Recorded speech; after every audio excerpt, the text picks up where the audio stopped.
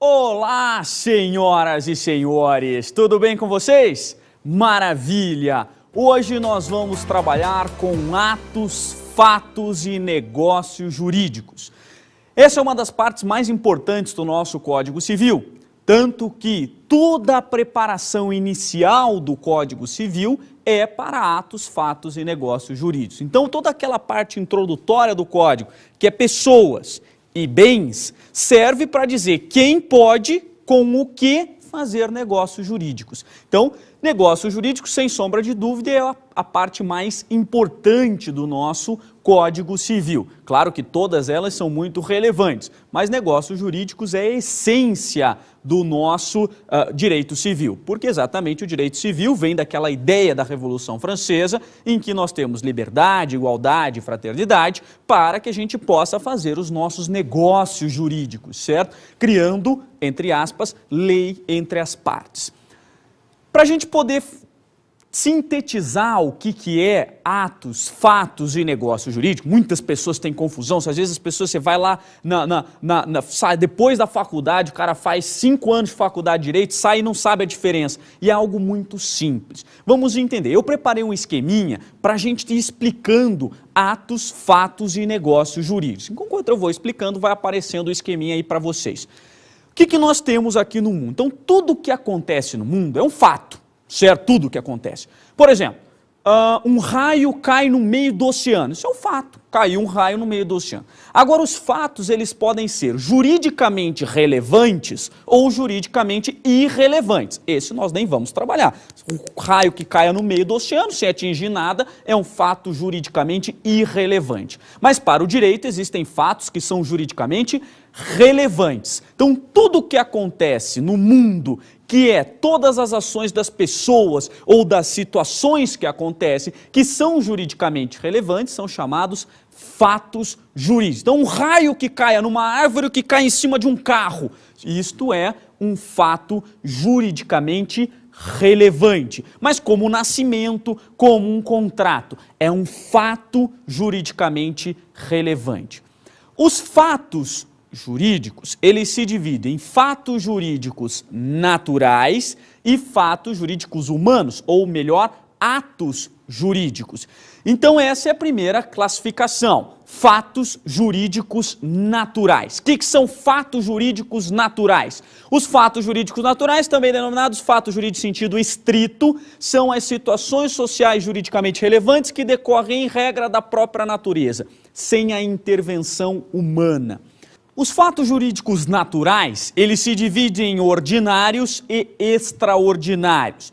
Os fatos jurídicos naturais ordinários, não é o nome que eu mais gosto, mas é o mais utilizado, são os fatos jurídicos previsíveis ou comuns, eu prefiro a expressão comuns, como nascimento, maioridade, morte, decurso do tempo, aluvião, avulsão, vamos entender isso aqui. Então, por exemplo, você vê uma mulher grávida, você imagina que aquilo ali vai nascer um dia, sim ou não? É algo naturalmente, é algo comum, certo? Se você visualizar uma pessoa, você imagina que ela vai morrer, sim ou não? Você não imagina? Não, eu não vou morrer. Claro que vai morrer, todo mundo vai morrer. É algo natural. Isso é importante para o direito? Claro que sim, claro que sim. Então, é muito importante essa previsão para o direito, por isso que ele é fato jurídico natural, certo? Porque o direito se preocupa com aquela situação. A morte gera direitos hereditários, o nascimento gera direitos de personalidade, gera direito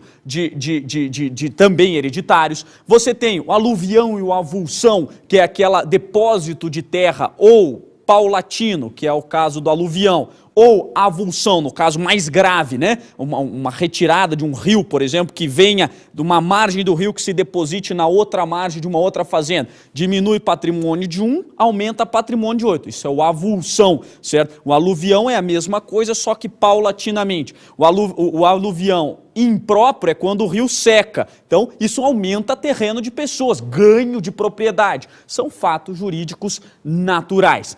Agora, os fatos jurídicos naturais podem ser extraordinários, mas que eu também não gosto dessa expressão.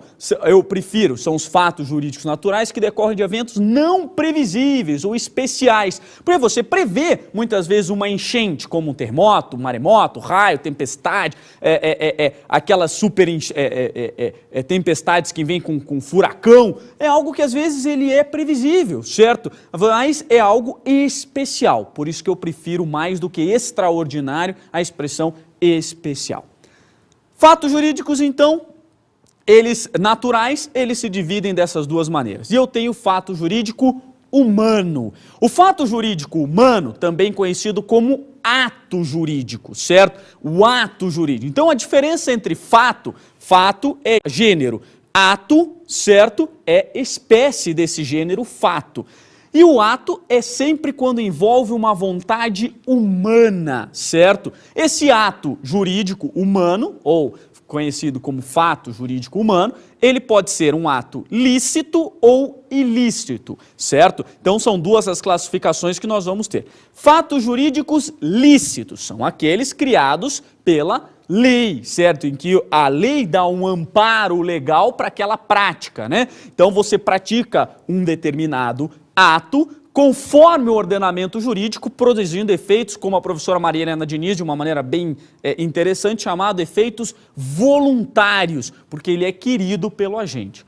O ato jurídico em sentido, esse ato jurídico humano, certo? Ele pode ser em três classificações, duas muito trabalhadas pelos autores, uma trabalhada vez ou outra por alguns autores. Então vamos lá, primeira delas, ato jurídico em sentido estrito, certo? O ato jurídico em sentido estrito, mas eu gosto mais da expressão meramente ilícito, é um ato praticado pelo agente com uma manifestação expressa, pré-determinada pela lei. Ou seja, é a lei que qualifica. Você tem uma vontade humana, porque se não tivesse vontade humana, não seria um ato, certo? Jurídico. Mas essa vontade humana é de satisfazer uma vontade expressada pela lei. Como assim, Ayrton? Por exemplo, alguém constitui um devedor em mora, certo? Então você vai lá e faz um protesto num cartório. Quando você faz, você teve a vontade de protestar alguém, certo? Mas esta vontade de protestar está condicionada à legislação. O legislador diz qual que deve ser os efeitos da sua vontade. Ou seja, você não tem